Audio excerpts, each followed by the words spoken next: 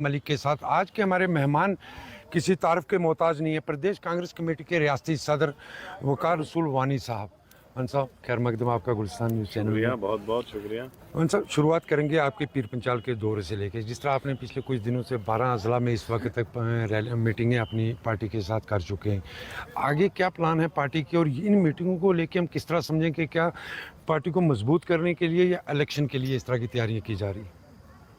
नहीं, पार्टी का रिव्यू होता है जिसमें हम तंजीमी ढांचे पे भी नज़र मारते हैं कि हमारी ब्लॉक कमेटियां है कि नहीं है तो किस हालत में है, नई तंजीमी ढांचा ठीक करने की ज़रूरत है, डिस्ट्रिक्ट कमेटीज़ बनाने की ज़रूरत है, स्टेट बॉडी जो है उसमें कोई कमी पेशी तो नहीं रही। ये सारी चीज़ें हम देखते हैं।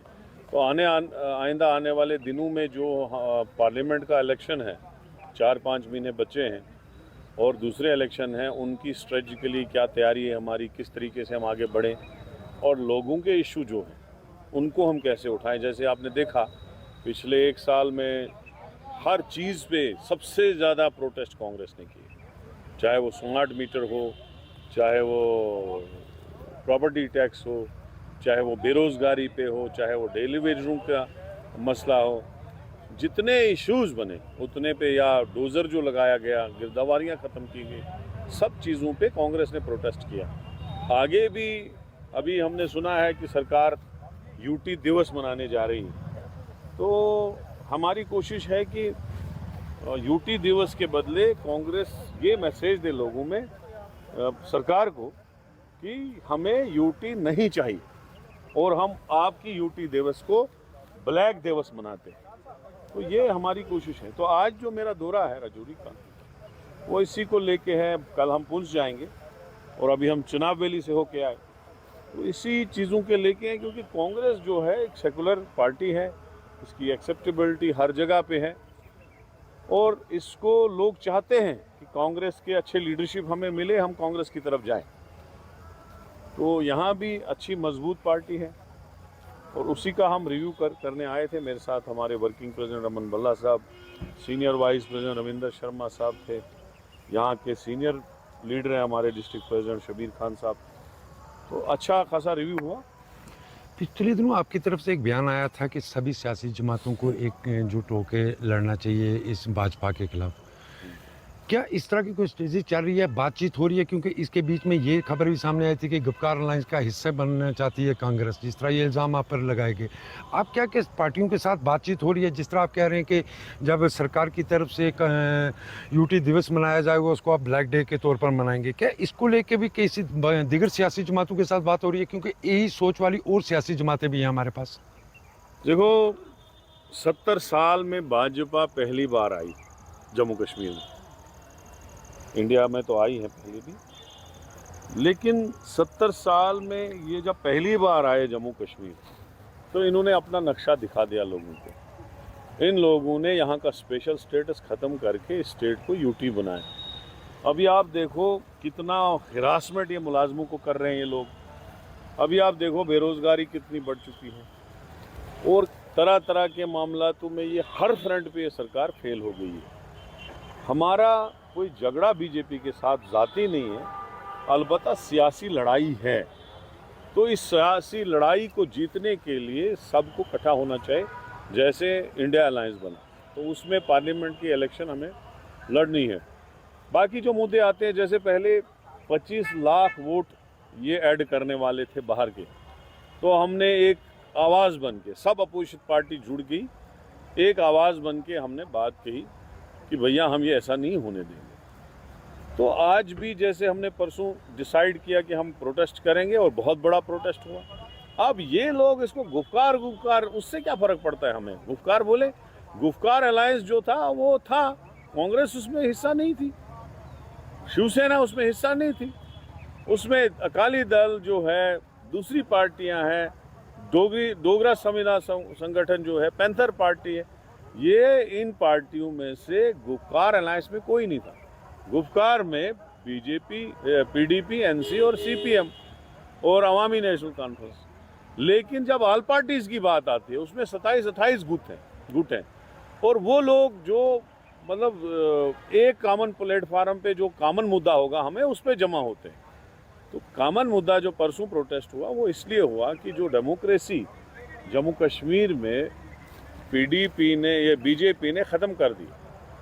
2014 नवंबर में इलेक्शन हुआ है, आज 2023 नवंबर, तैयारी है, कुछ दिन रहे हैं, 2-4 दिन, तो 9 साल कंप्लीट होके 10वां साल लगेगा। इलेक्शन इन लोगों ने ख़त्म किया, यहाँ की स्टेट का दर्जा ख़त्म किया, अब यूटी दिवस बनाने जा रहे हैं। तो इन लोगों के खिलाफ जो हमारा कॉमन एजेंडा होगा उस पर हम ऑल पार्टीज होके लड़ेंगे इनके खिलाफ। इसका मतलब हम ये मान के चलें कि जो इंडिया अलायंस में जमातें हमारी जम्मू कश्मीर की भी शामिल हुई हैं, क्या आने वाले अगर असेंबली इलेक्शन इस वक्त करवाए जाते हैं, क्या इसमें भी हम इसी तरह देखेंगे कि यही अलायंस सामने आएगा दोबारा?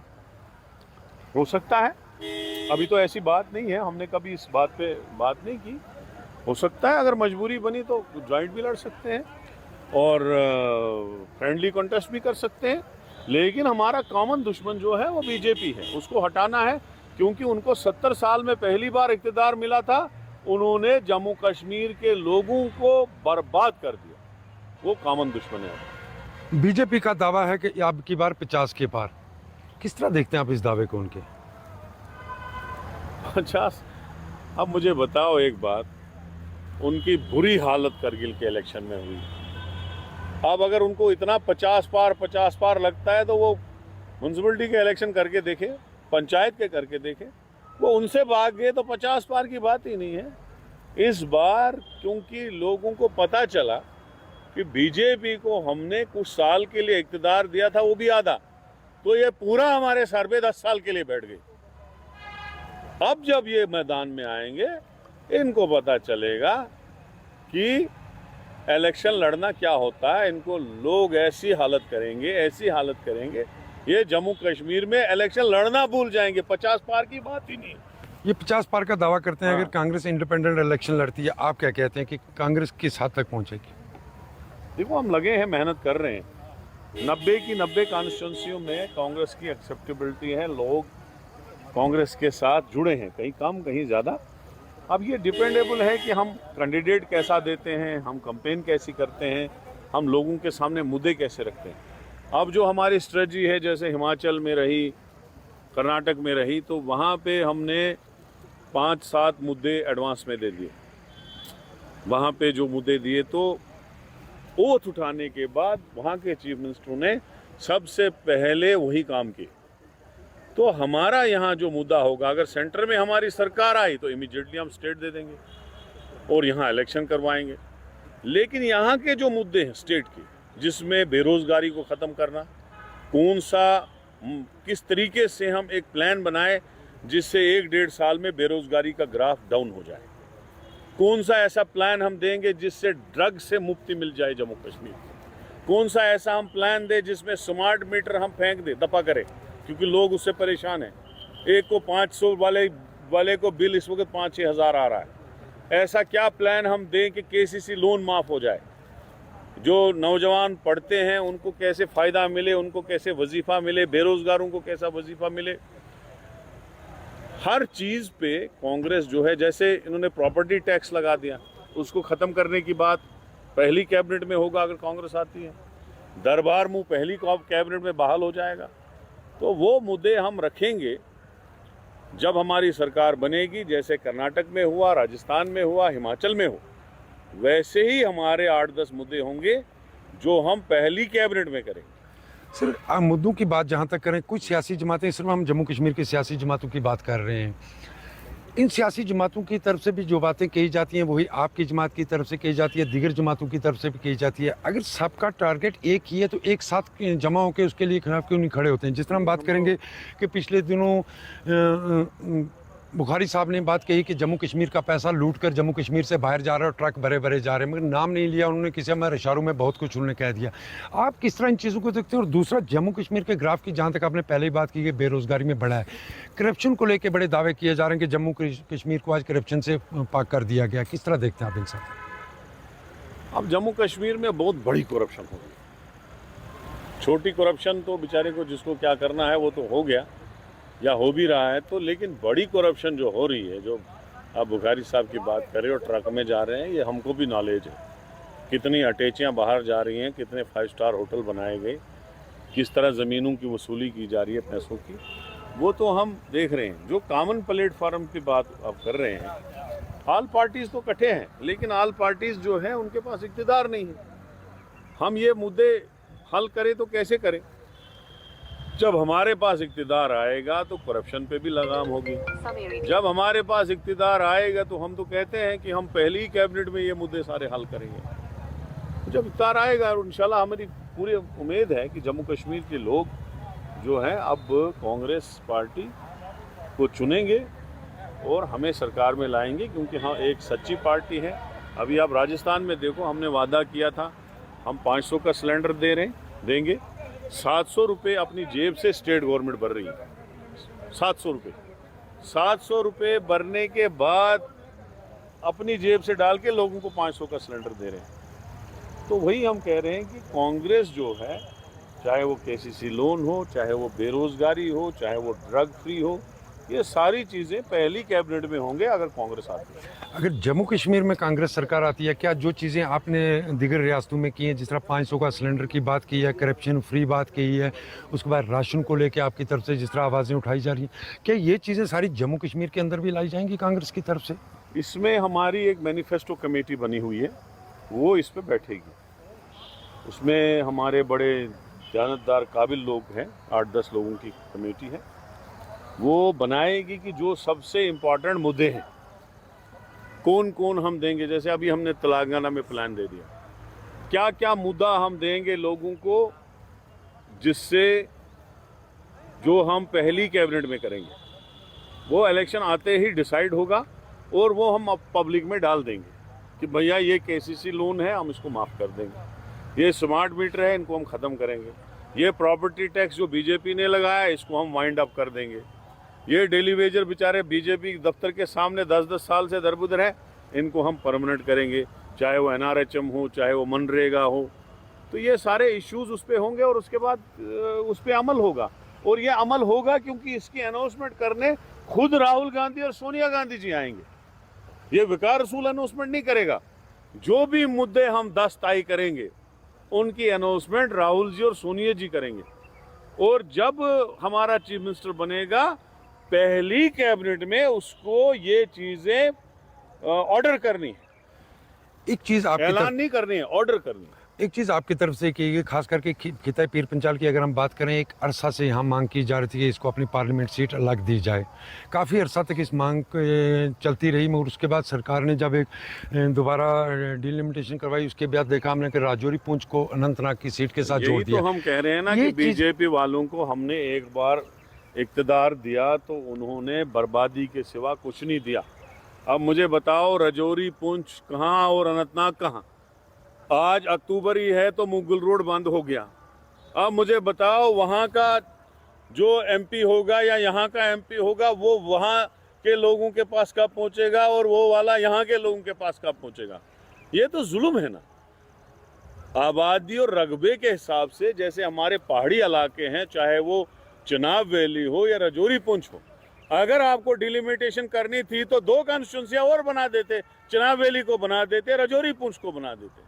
और मैं ये वसूख से कहता हूँ 2026 में इंशाल्लाह हुकूमत कांग्रेस की होगी, चिनाब वैली भी पार्लियामेंट सीट बनेगी और राजौरी पुंछ भी अलग पार्लियामेंट सीट बनेगी। बिल्कुल, ये चीज़ आपने जिस तरह कही, पिछले कई अरसा से खास करके पीर पंचाल रेंज की अगर हम बात करें, ये पीर पंचाल रेंज एक बॉर्डर बेल्ट है जहाँ लोगों को कई किस्म की मुश्किलात कई अरसा से, आज़ादी के बाद आज तक वो लोग मुश्किलातें उठा रहे हैं, क्योंकि पाकिस्तान की तरफ से लगातार इन इलाकों में शेलिंग होती रही। अब हालात पिछले 1 साल से बेहतर हैं क्योंकि सीज़ फायर हुआ है। मगर जिस तरह आज आप कह रहे हैं, कांग्रेस भी इक़्तिदार में रही, नेशनल कॉन्फ्रेंस भी इक़्तिदार में रही, पीडीपी भी इक़्तिदार में रही, अब बीजेपी भी आई इक़्तिदार में, मगर जो चीज़ें आज से पहले लोग मांग रहे हैं आज भी लोग वही हैं।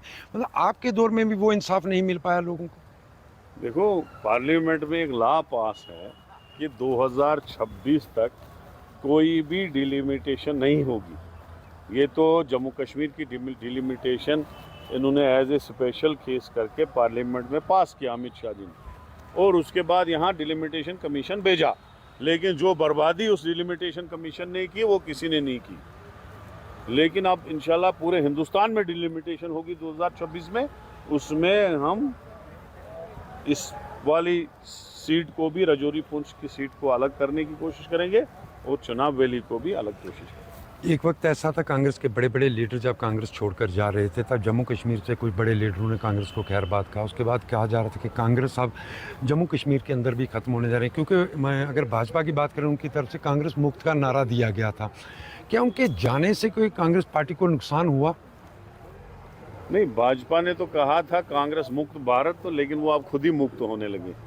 जहाँ तक यहाँ की बात है, राहुल गांधी जी ने भारत जोड़ो यात्रा की और जम्मू कश्मीर में उस बर्फानी तूफान में वो आए और उन्होंने मोहब्बत की दुकान खोली और वो दुकान जो मोहब्बत की थी वो चल पड़ी।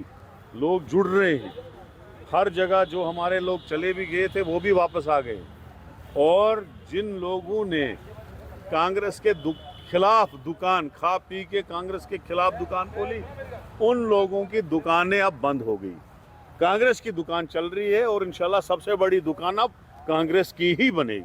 जिस तरह राहुल गांधी की बात आपने की, राहुल गांधी ने जब भारत जोड़ो यात्रा का शुरुआत की और जब जम्मू कश्मीर के अंदर पहुंचे उसके बाद हमने देखा कि कांग्रेस के अंदर एक नई जान सामने आई है। क्या राहुल गांधी इस तरह के टूर को और जम्मू कश्मीर के अंदर कर सकते हैं? क्योंकि जब भारत जोड़ो यात्रा की बात हुई थी तब ये भी कहा जा रहा है कि राहुल गांधी खिता पीर पंचाल का दौरा भी करेंगे, क्योंकि ये बहुत बॉर्डर के पिछड़े हुए अजला हैं। हमारा ये है कि अभी डिस्ट्रिक्ट रिव्यू हो रहे हैं, इसके बाद हमारी रैलीज होंगी, वो पूरे नवंबर में चलेंगी। तब तक हमारे इलेक्शंस वहाँ ख़त्म होंगे, जो 5 स्टेटों में इलेक्शन हो रहे हैं, क्योंकि अभी राहुल जी, प्रियंका जी, खड़गे जी बिजी हैं इलेक्शन रिलीज में। वहाँ से आके फिर राहुल जी के प्रोग्राम होंगे, वो ऑलरेडी डिस्कस हुआ है।